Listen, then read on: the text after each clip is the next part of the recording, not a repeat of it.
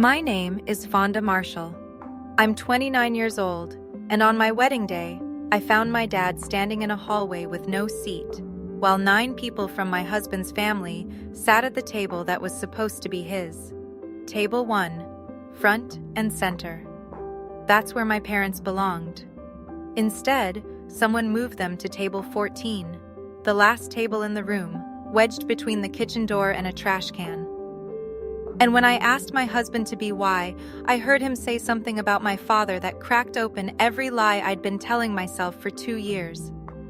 I stood in that hallway in my wedding dress, 200 guests waiting on the other side of the wall, and I made a decision that I cannot take back, and wouldn't if I could.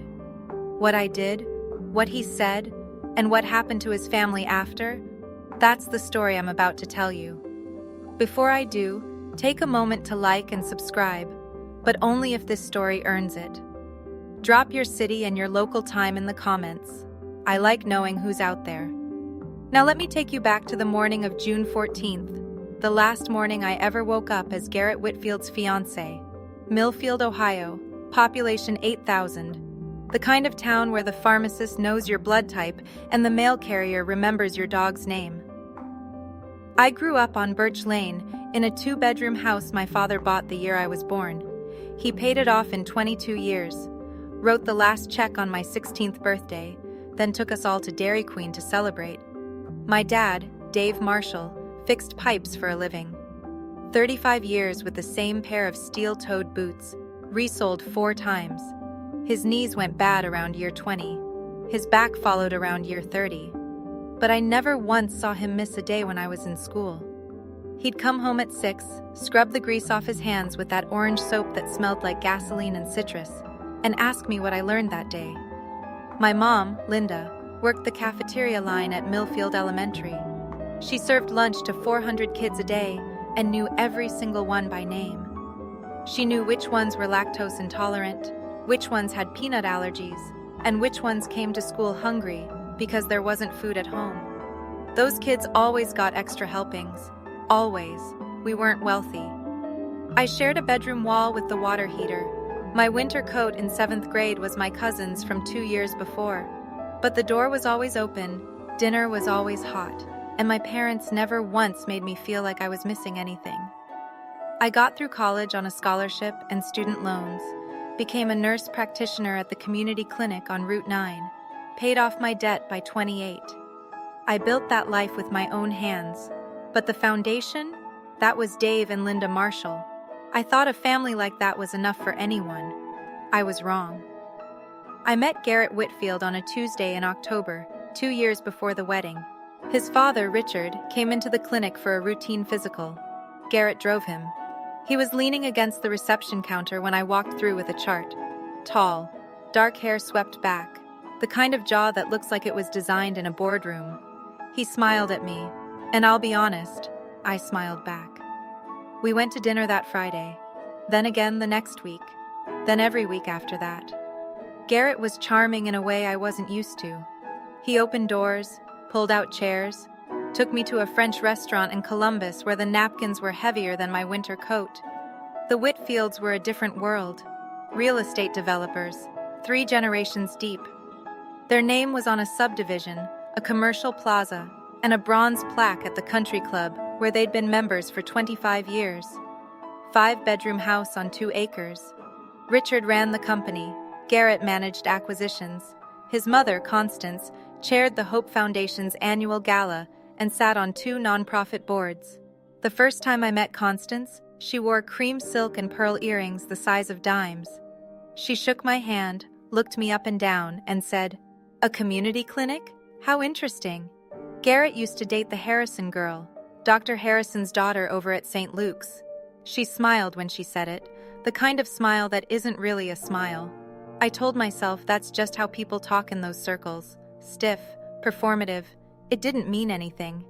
Garrett squeezed my hand under the table and whispered, "She'll warm up." She never did. But by then, I was already in love. And love has a way of making you explain away the things you should be running from. Garrett proposed 14 months later, at the restaurant his family owned a stake in, a private room, candles, a string quartet, and Constance, sitting 3 tables away. Coincidence, Garrett called it. I said yes anyway, because the ring on my finger wasn't from Constance. It was from the man who drove 40 minutes to bring me soup when I had the flu, who texted me every morning, who said my parents were good people and that he couldn't wait to call Dave Dad. Then the wedding planning started, and the version of Garrett I thought I knew started to blur. Constance chose the venue, the Whitfield Country Club, not the little church on Maple Street where my parents were married. She chose the wedding planner, her friend Diane.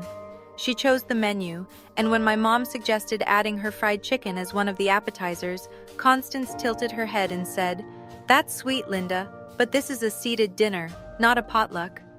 My mother laughed it off. I saw the way her hands tightened in her lap. Every time I pushed back, Garrett had the same answer. "Let Mom have this one, babe. After the wedding, it's just us. Our own house. Our own rules." I wasn't a pushover. I want to be clear about that. I made a calculated decision. Lose the small battles now, win the war later. The venue didn't matter. The menu didn't matter. What mattered was the marriage. The 40 years after the party. That was my logic. And it made sense. Right up until I realized the small battles weren't small. They were rehearsals. Constance was testing how far she could push, and I kept giving ground. I didn't know it then, but the wedding day wasn't the war. It was the last rehearsal. June 14th, 6 a.m. I woke up in my old bedroom at my parents' house. Sunlight through the curtains my mom sewed when I was 12. The dress hung on the closet door. Ivory satin, tea-length, bought with my own savings. Constance had suggested a designer gown from a boutique in Columbus. I declined. This was the one thing I kept. By 10, I was at the Whitfield Country Club.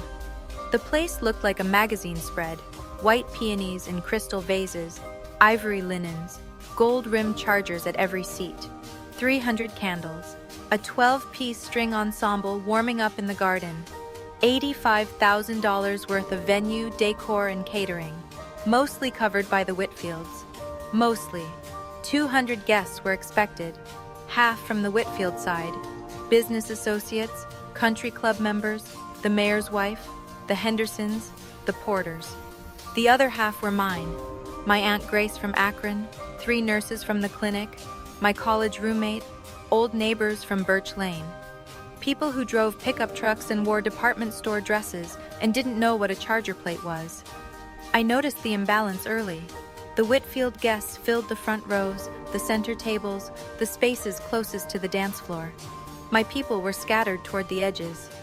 Margot, my maid of honor, my best friend since freshman orientation, leaned into me during the processional rehearsal and whispered, "Why are your aunt's people all the way in the back?" I waved it off. "Probably just numbers. Their side has more guests." Margot raised an eyebrow but didn't push it. The ceremony went off at noon. I walked down the aisle. Garrett was waiting. He looked perfect. He always looked perfect. That was part of the problem. I was so busy admiring the frame, I forgot to check what was inside it. After the ceremony, while guests filtered into the cocktail hour on the terrace, I slipped into the reception hall to check the final setup. Call it habit. I'm a nurse. I verify everything twice. The room was gorgeous. 20 round tables draped in white, gold place cards in tiny brass stands.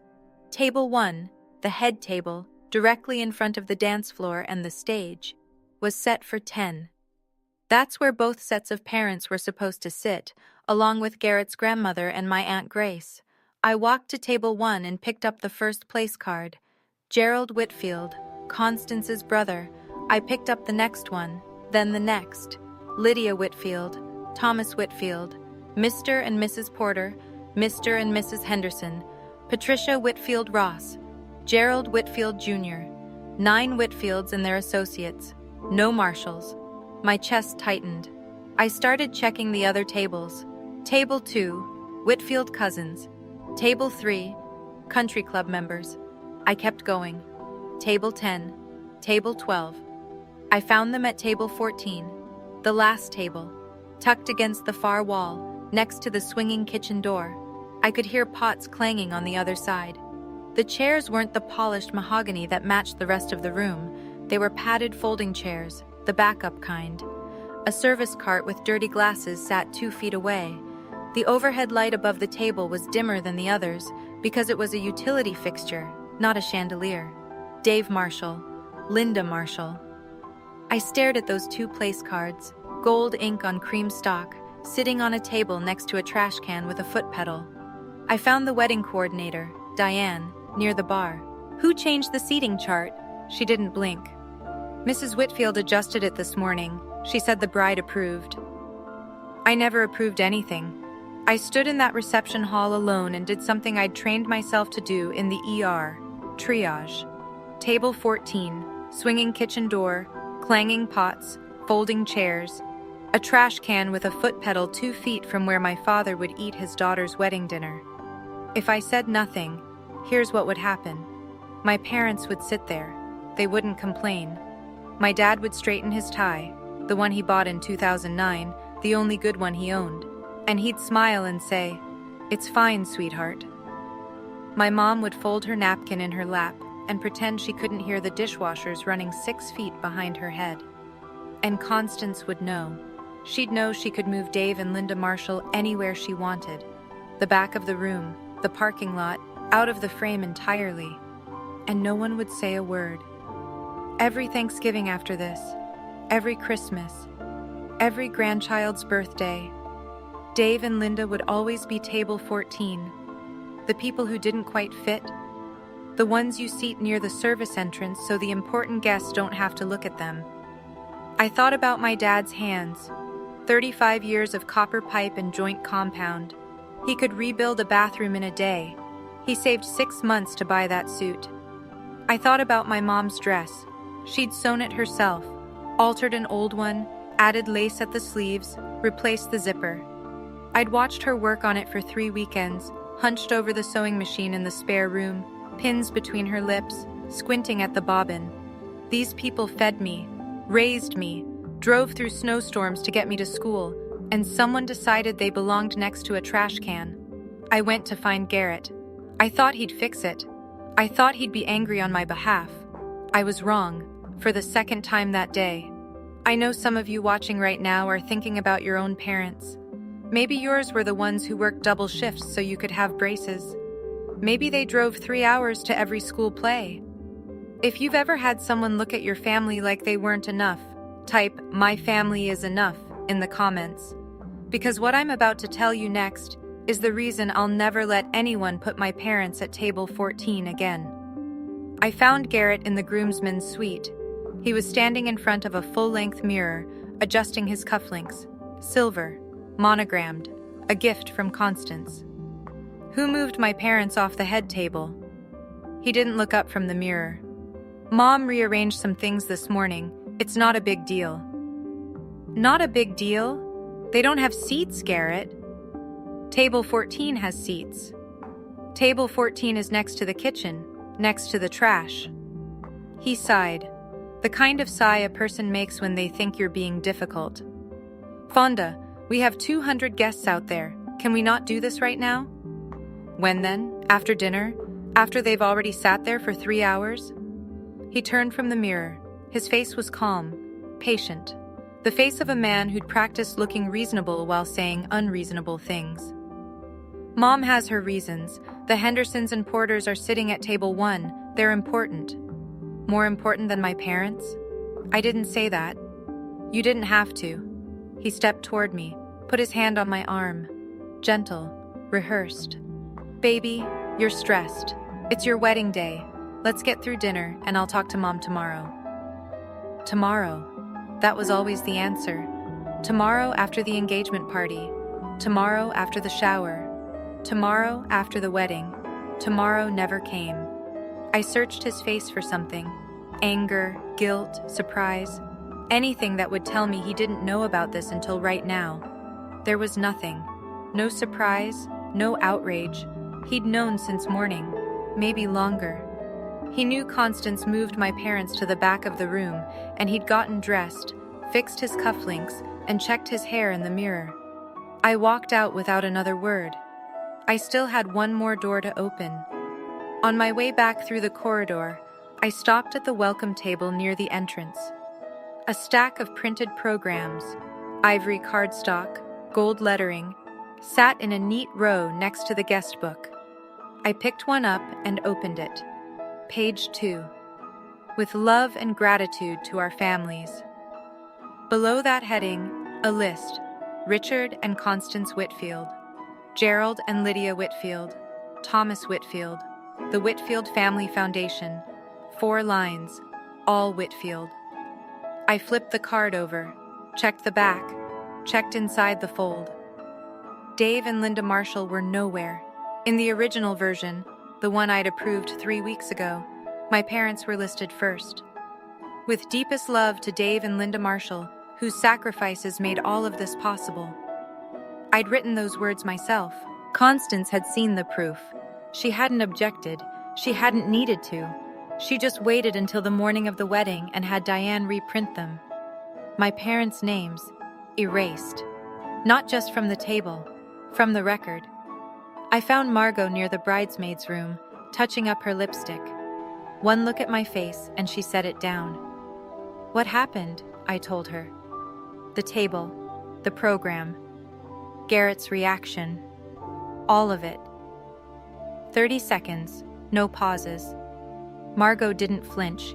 She didn't gasp or say, "Oh my God," or tell me to calm down. She just closed the lipstick cap, put it in her clutch, and looked at me. "What do you want to do?" "I don't know yet." "Okay, what do you need from me?"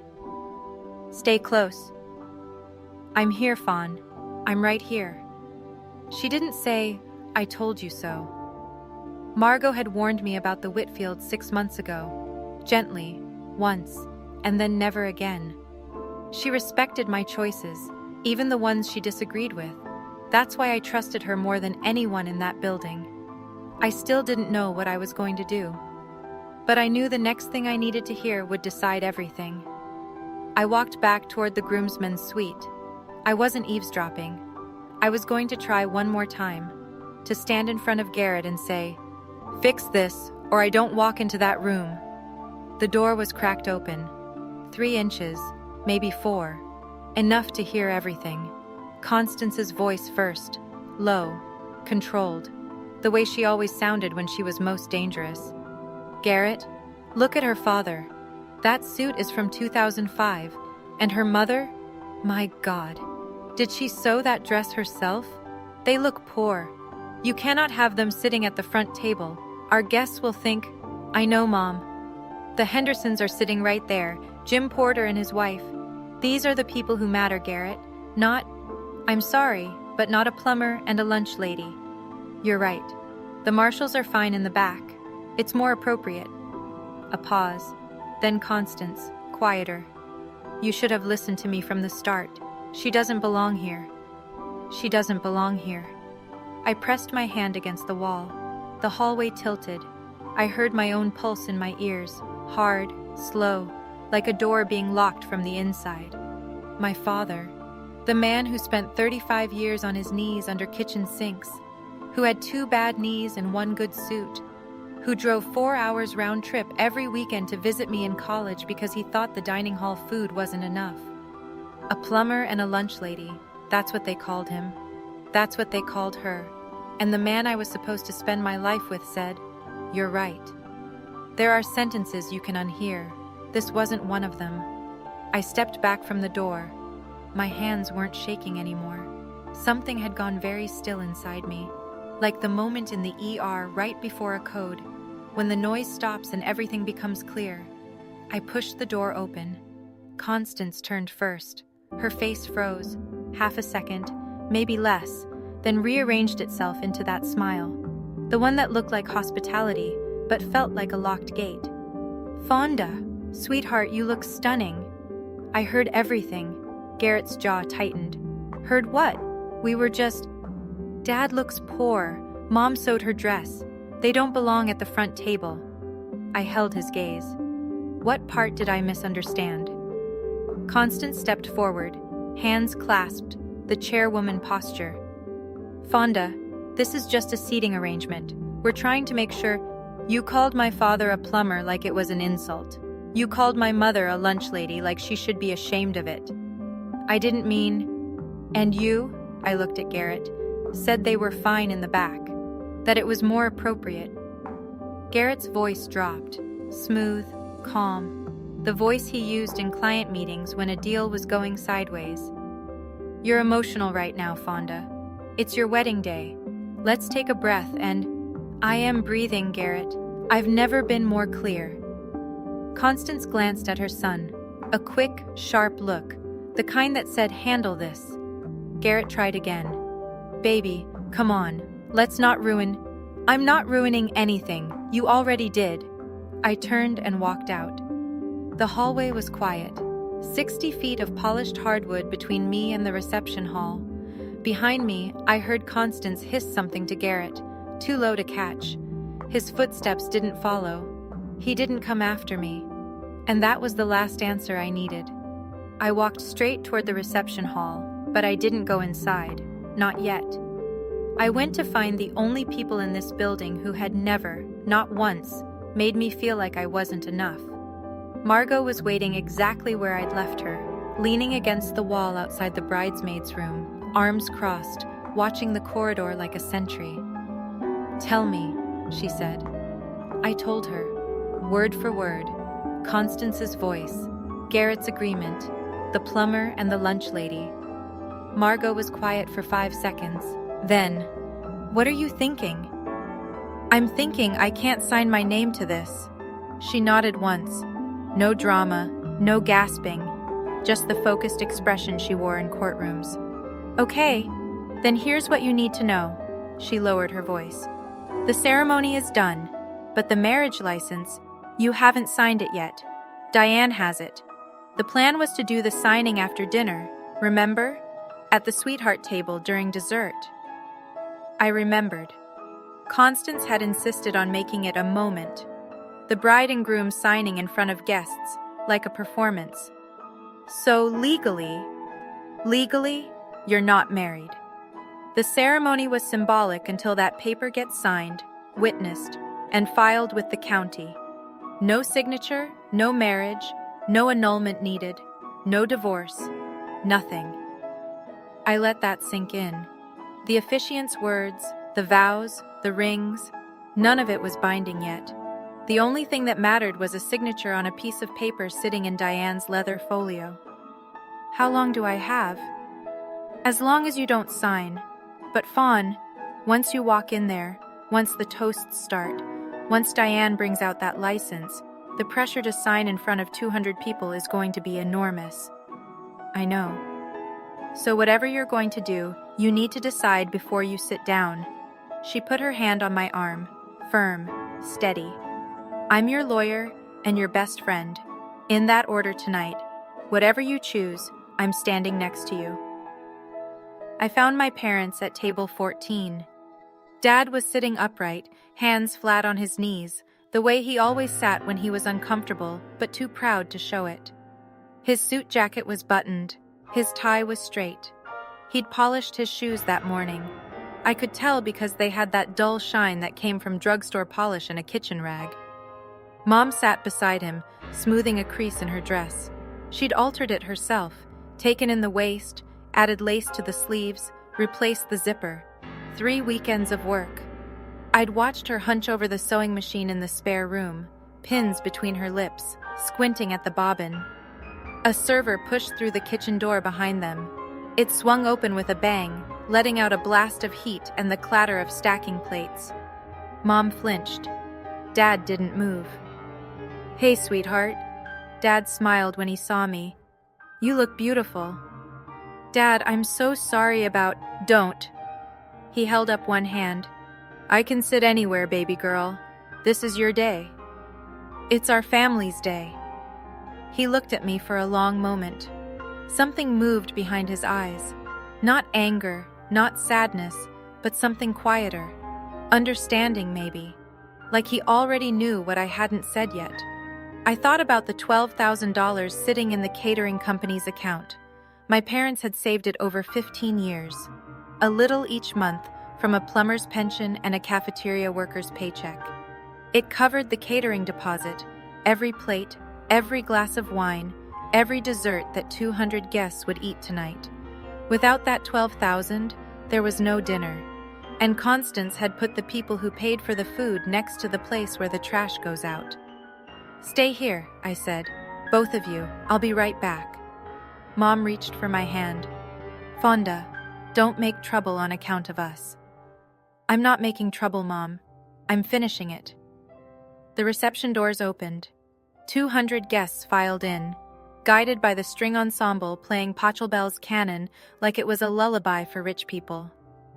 I watched from the edge of the room as they found their seats. The Whitfield side settled into the front tables with the ease of people who always sat in front. The Millfield side shuffled toward the back, checking place cards, pulling out chairs that didn't quite match. The MC, Derek, Garrett's fraternity brother, stepped up to the mic. "Ladies and gentlemen, let's welcome the families of our beautiful couple," he gestured to table 1, the Whitfield family. 9 people stood. Constance beamed. Richard gave a modest wave. Gerald and Lydia clinked glasses. Applause. Derek paused, glanced at his card, moved on. "And now, let's raise a glass to love." No mention of the Marshalls. Not a word. From across the room, I saw Nurse Patricia, my charge nurse, the woman who trained me in the ER, walk toward table 14 with a plate of appetizers. She stopped, looked at the folding chairs, looked at the kitchen door, looked at my father. She set the plate down and came straight to me. "Fonda." Her voice was low, controlled, the same tone she used when a patient was coding. "Why are your parents sitting next to the service entrance?" "I'm handling it, Pat. That man rebuilt the plumbing in my house for half price when my pipes burst in January. He wouldn't even take a tip." "I know.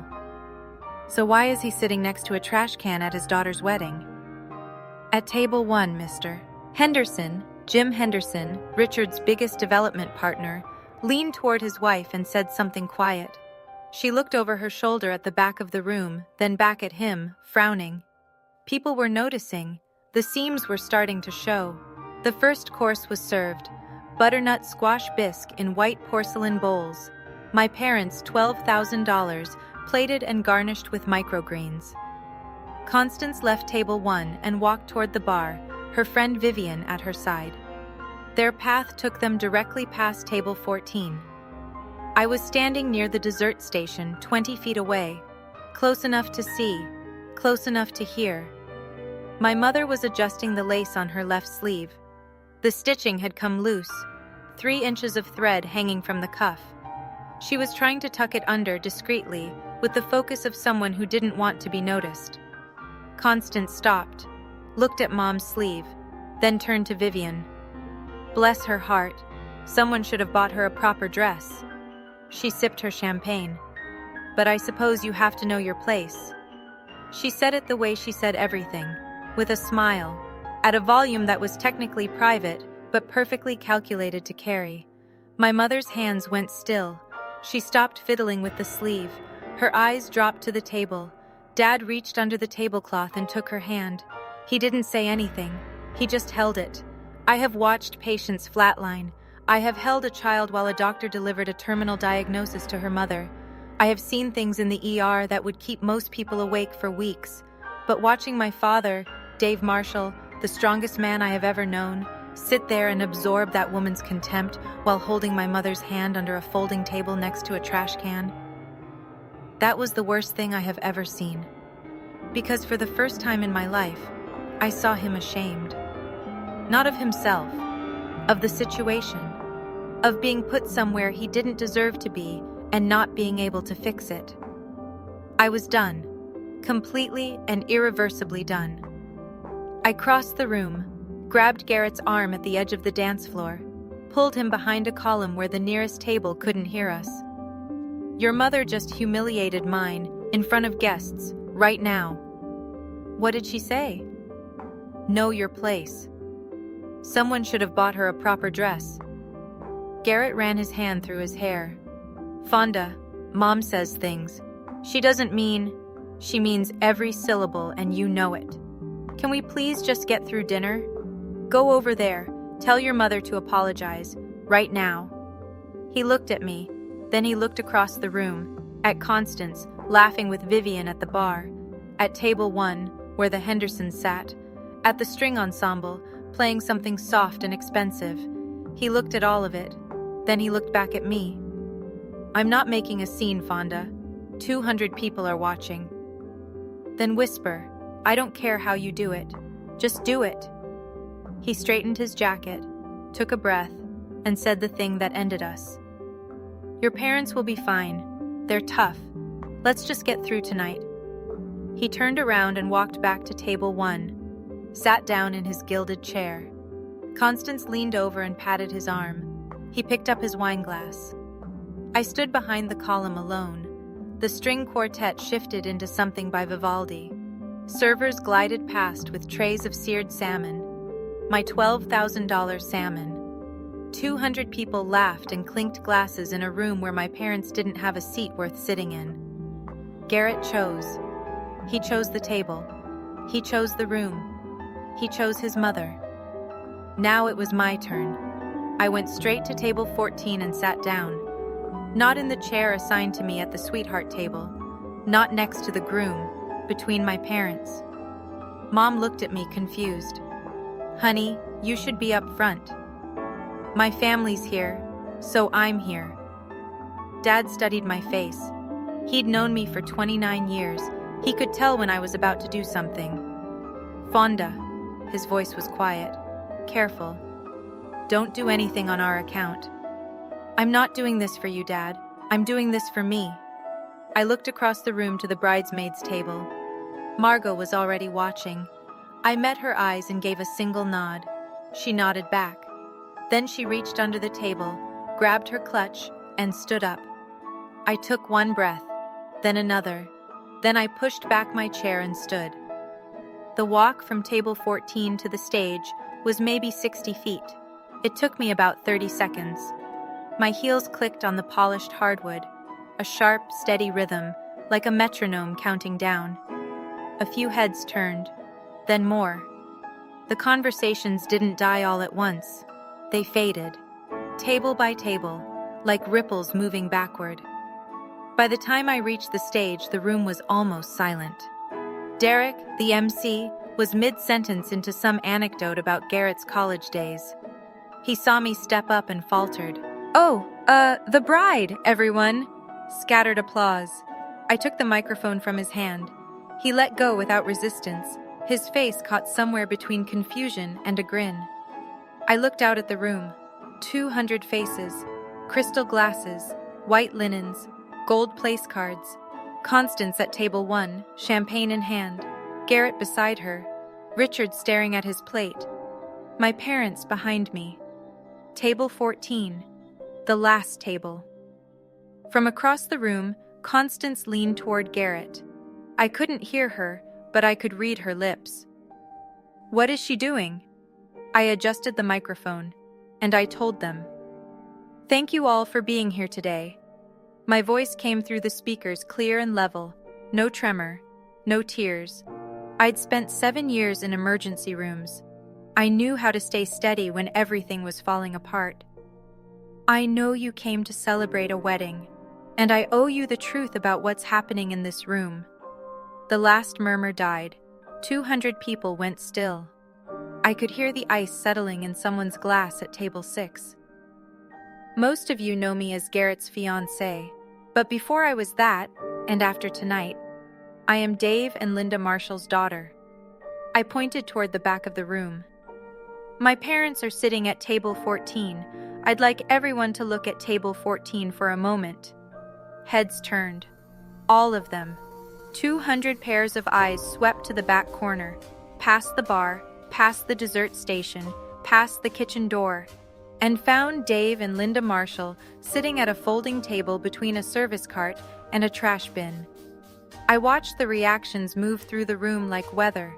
Confusion first, then recognition, then the slow tightening of faces as people understood what they were looking at. Jim Henderson put down his fork. His wife, Carol, pressed her hand to her mouth. Nurse Patricia, standing near the wall, closed her eyes and shook her head once.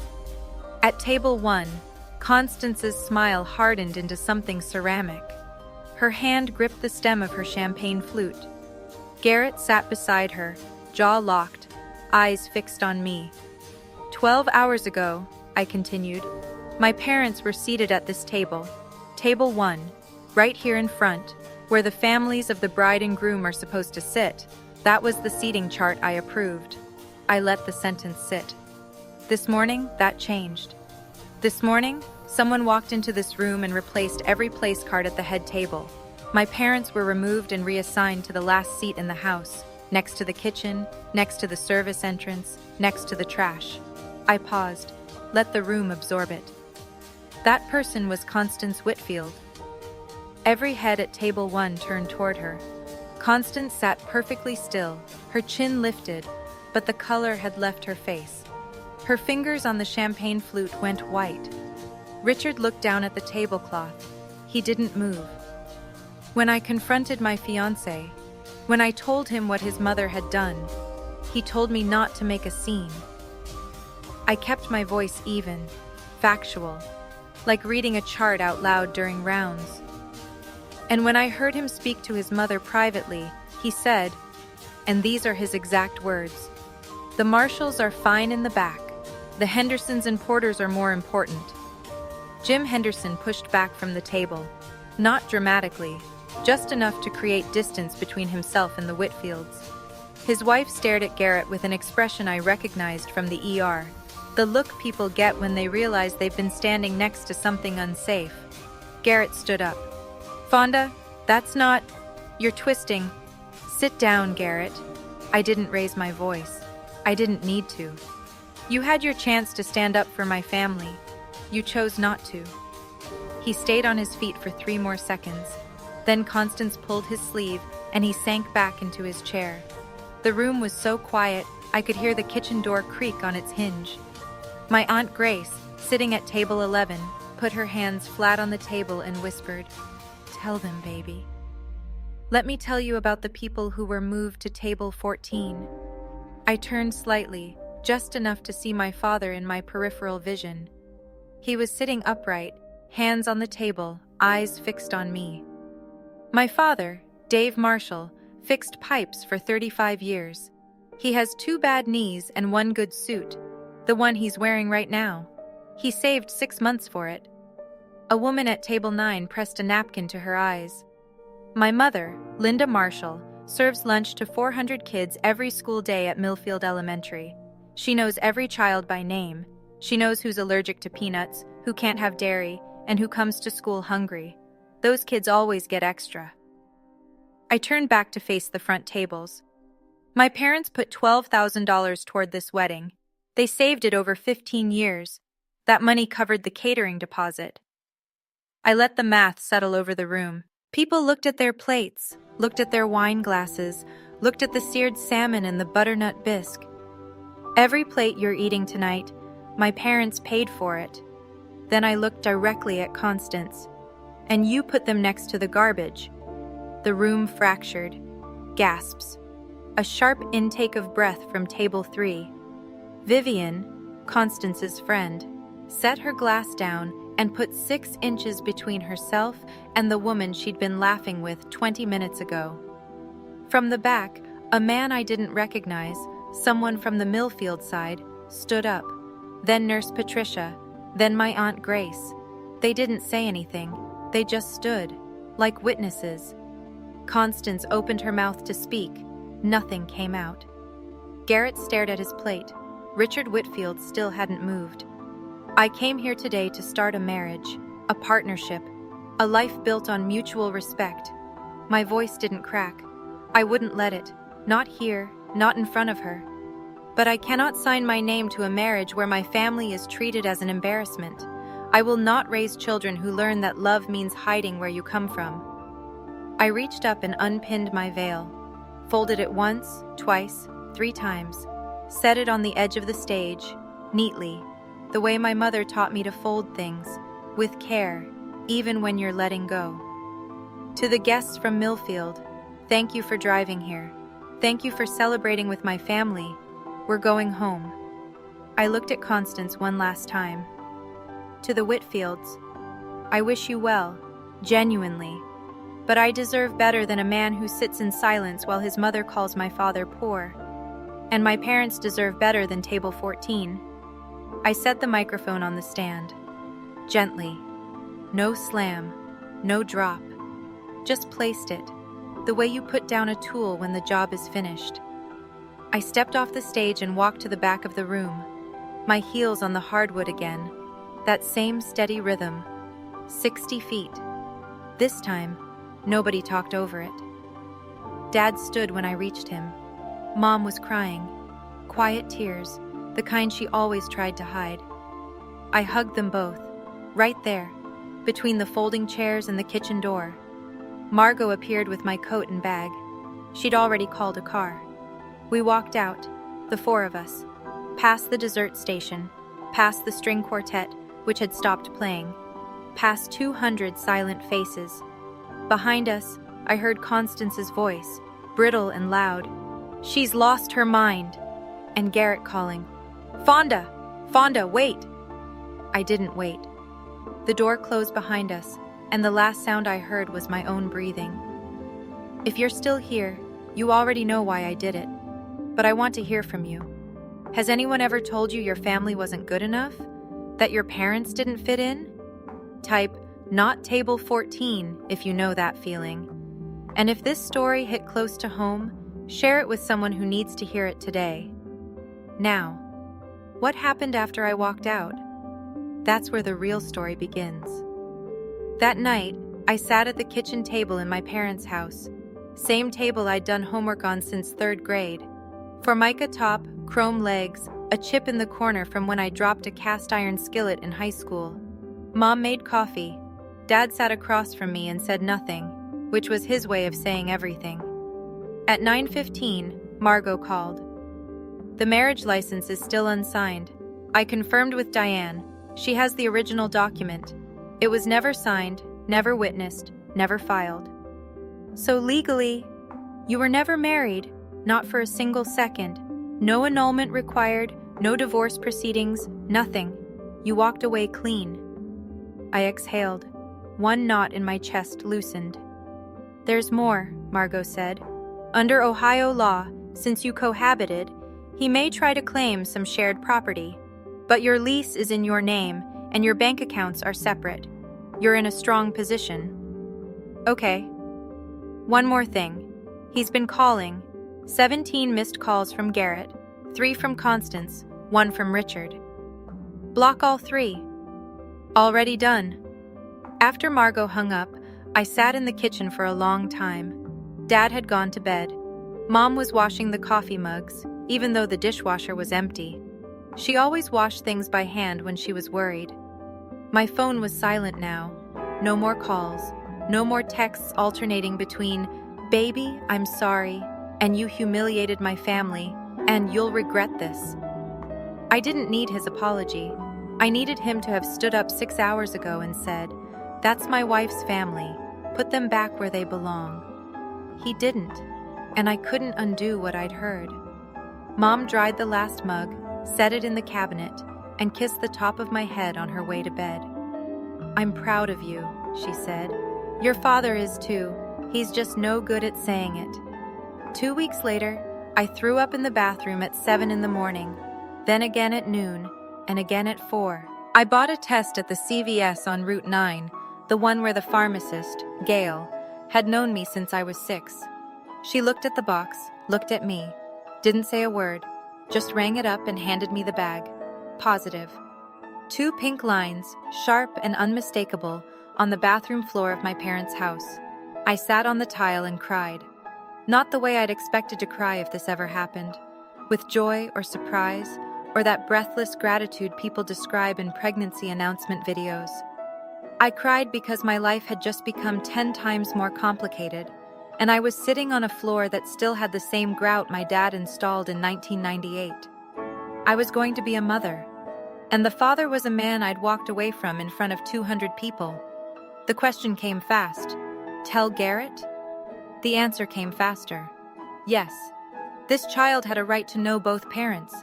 But telling him didn't mean going back. It didn't mean second-guessing. It didn't mean trading my dignity for a co-parenting arrangement wrapped in Whitfield money. Mom found me an hour later.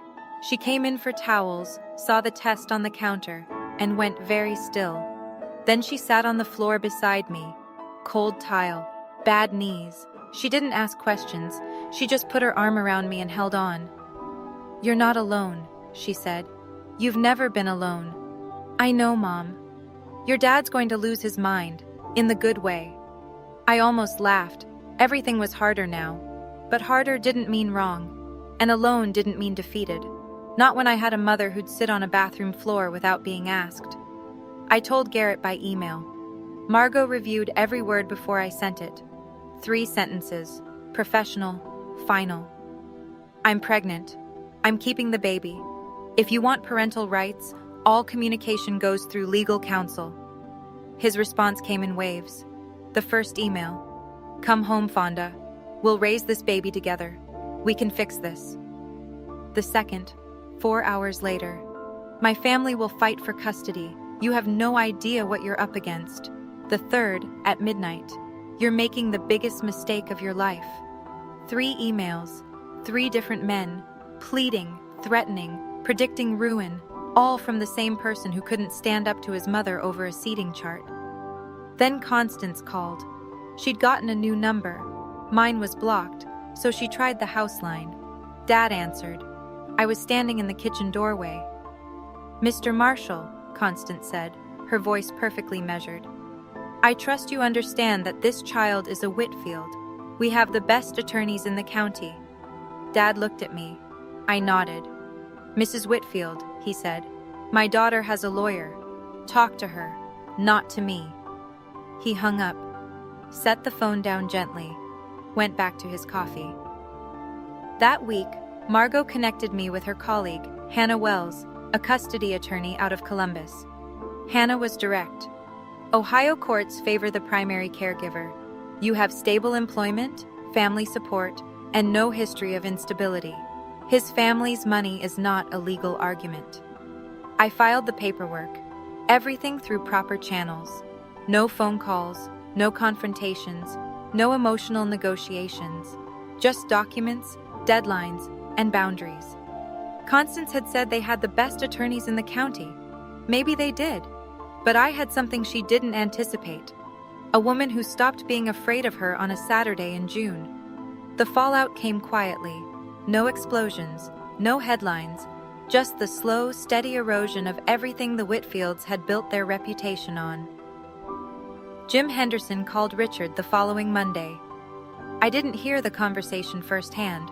I heard it later, secondhand, through Margot, who heard it from Hannah, who heard it from a paralegal whose husband played golf with Henderson.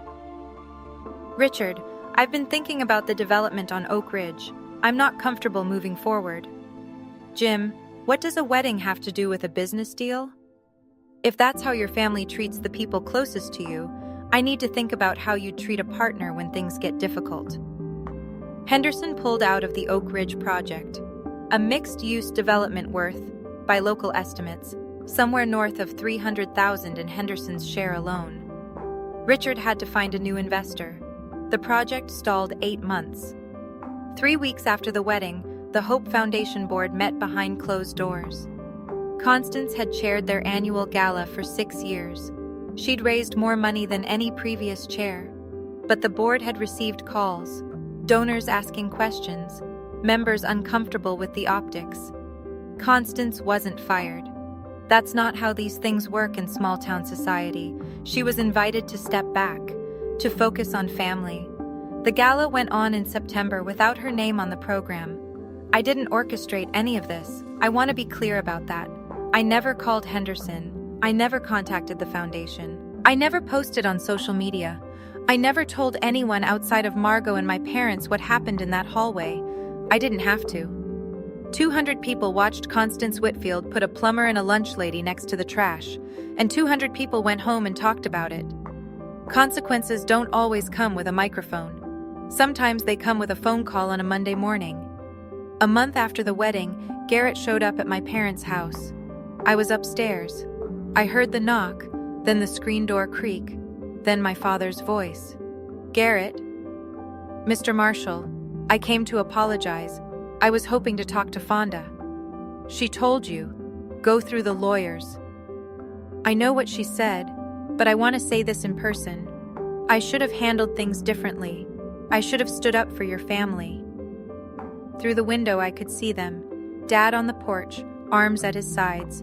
Garrett on the front walk, one step below, looking up. "You should have," Dad said. "Can I see her?" 5 minutes. Dad didn't move, didn't shift his weight, didn't cross his arms. He just stood there, filling the doorway the same way he'd stood in every doorway of my life. Solid, present, unmovable. My daughter made herself clear. If you want to be part of this child's life, Hannah Wells has the paperwork. That's the road. Garrett's face tightened. The polished patience cracked, just for a second, and something raw showed through. Not remorse, but frustration. The frustration of a man who was used to getting his way and couldn't understand why the script had changed. "You're going to regret this," he said. "My family won't let this go." Dad looked at him for a long moment. Then he said something I'll never forget. "I'm not keeping anyone out, son. I'm keeping the door." He stepped back inside and closed it. Not a slam, a click. The quiet, definitive sound of a latch falling into place. I watched from the upstairs window as Garrett stood on the walkway, staring at the closed door. Then he got in his car and drove away. Dad never mentioned the visit. That night at dinner, he passed the potatoes and asked me how the clinic was going. 5 months. That's how long it took to build a new life from the pieces of the old one. I found an apartment 3 blocks from my parents. 1 bedroom, 2nd floor, $850 a month. The carpet was beige. The kitchen had 1 counter. The bathroom fan sounded like a helicopter taking off. It was mine. Mom came over with a measuring tape the first day. By the end of the week, she'd sewn curtains for every window, blue gingham for the kitchen, white cotton for the bedroom, yellow flannel for the room that would be the nursery. Dad showed up with his toolbox on a Saturday morning. Fixed the leaky faucet in the kitchen, replaced the shower head, reinforced the closet rod.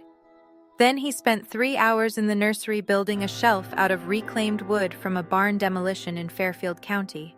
He carved a small groove along the top edge, no name yet, just a notch where one would go. I dropped to part-time at the clinic during the last trimester. My charge nurse, Patricia, rearranged the schedule without me asking. "You covered for me during my hip surgery," she said. "This is nothing." I won't romanticize it. There were nights I sat on the kitchen floor and cried. Not because I regretted leaving. I never regretted that. Because carrying a child alone is hard in ways nobody prepares you for. The 2 a.m. cramps with no one to get you water. The ultrasounds where the tech asks, "Is Dad joining us?" The baby shower my mom threw in the living room, where the only empty chair was the one that would have been his. I chose this. I'd choose it again. But choosing something right doesn't make it easy. Single motherhood isn't a punishment. But it's not a vacation either. It's just life. And I was living it. Elise Marie Marshall came into the world on a Tuesday at 6:14 in the morning. 7 pounds, 2 ounces, 10 fingers, brown eyes, a scream that shook the delivery room. Marshall. I gave her my name, my parents' name, the name of a plumber and a cafeteria worker who never once made their daughter feel like she wasn't enough. Dad held her first, after me, after the nurses. His rough hands cradled her like she was made of blown glass. He didn't say anything for a full minute, just stood at the window with the morning light on his face and this baby in his arms, breathing. Mom took photos, 47 of them. I counted later. 2 weeks after Elise was born, a letter arrived at my apartment. No return address, but the stationery was heavy, the kind you buy at a specialty shop, not a drugstore. I recognized the handwriting from the Whitfield holiday cards Garrett used to show me. Richard Whitfield.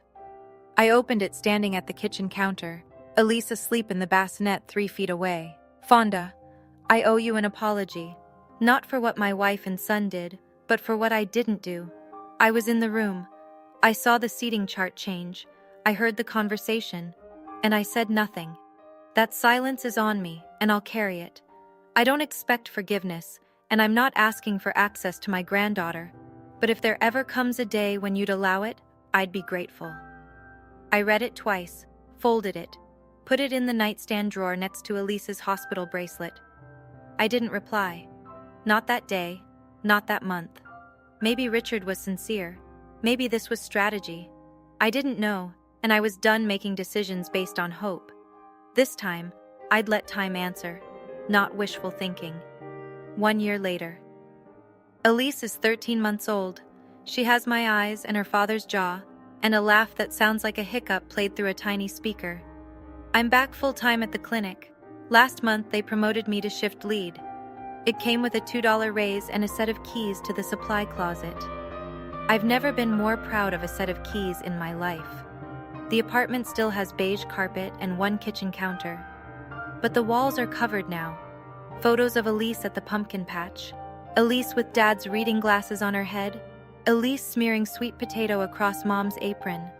The bookshelf Dad built holds 32 children's books and one framed picture of my parents on their wedding day, 1991, standing outside the church on Maple Street. The custody arrangement went through family court in October. Garrett gets 2 weekends a month. He picks Elise up at 9, returns her by 5. On time, every time, I'll give him that. Constance is not part of the arrangement. Not because I banned her, but because I set one condition. Any visit with extended family requires my presence or my parents' supervision. Constance called it an insult. I called it a boundary. She hasn't met Elise. Not because the door is locked, but because she won't walk through it on anyone's terms but her own. Garrett and I communicate through a co-parenting app. Short messages, pickup times, doctor's appointments, no small talk, no arguments, just logistics. He's different on handoff days. Quieter.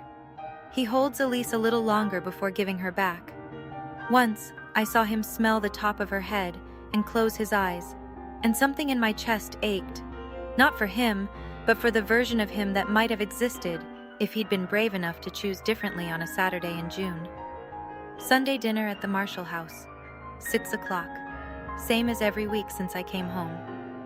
The table is the one I grew up with. Formica top, chrome legs, that chip in the corner. 6 chairs, and not a single one matches. Dad's is a wooden rocker he refinished from a yard sale. Mom's has a cushion she crocheted in 2004. Mine is a folding chair from the garage, the good kind, with a padded seat. There's no place cards, no chargers, no string quartet. Mom made her fried chicken, the recipe Constance cut from the wedding menu. Mashed potatoes from scratch. Corn on the cob because Elise likes to hold it, even though she doesn't have enough teeth to eat it. Margot is here, and her boyfriend, Tomas, who she met at the courthouse last spring. Patricia came too. She brings pie every Sunday now and claims it's because she bakes too much. Nobody believes her. Nobody cares. Elise is in Dad's lap, grabbing at his glasses. He lets her. He always lets her. You know, he says to her, close and quiet, like he's sharing a secret. Your grandpa used to fix pipes for this whole town. Now I just fix things for you. She throws a spoon on the floor. Everyone laughs. I look around the table. The overhead light buzzes a little. Dad says he'll fix it next week. The wallpaper in the hall is peeling at the seam. There's a draft from the back door that Mom covers with a rolled towel from November to March. No champagne, no crystal, no $85,000 venue. But every person at this table chose to be here. Every person belongs. And nobody is sitting next to the trash. This is my table 1. I'm not telling you this story to teach you anything. Everybody's situation is different. Everybody's breaking point is different. And I don't know your table 14, but if you're sitting in one right now, if there's a room in your life where you're always in the back, always near the door, always made to feel like you should be grateful for the chair instead of asking why it's next to the garbage, I want you to know something. You can stand up. You don't need a microphone. You don't need 200 witnesses. You don't need a lawyer standing in the hallway or a father blocking the door. You just need to know, in your bones, past the doubt, past the guilt, past the voice that says, don't make trouble, that the people you love deserve better. And if the person you chose agrees when someone calls your family poor, that person didn't choose you. They chose convenience. They chose comfort. They chose the easier version of love, the kind that doesn't require courage. That's not love. That's a seating chart. My name is Fonda Marshall. I'm 30 now. I'm a nurse, a mother, a shift lead, and Dave and Linda Marshall's daughter. I live in a one-bedroom apartment with beige carpet and a bookshelf my dad built from barnwood. My daughter laughs like a hiccup, throws spoons on the floor, and has never once sat at a table where she didn't belong. And I have never been prouder of where I come from. That was my story. Now, I want to hear yours. If you've ever had to stand up for your family, type Table 1 in the comments. If you think I made the right call, or the wrong one, tell me. I want to know. And would you have answered Richard's letter? That's one I'm still figuring out myself. If you're new here and this resonated with you, hit subscribe. I share stories like this every week, and there's another one in the description I think you'll connect with. Thank you for staying until the end. That means more than you know.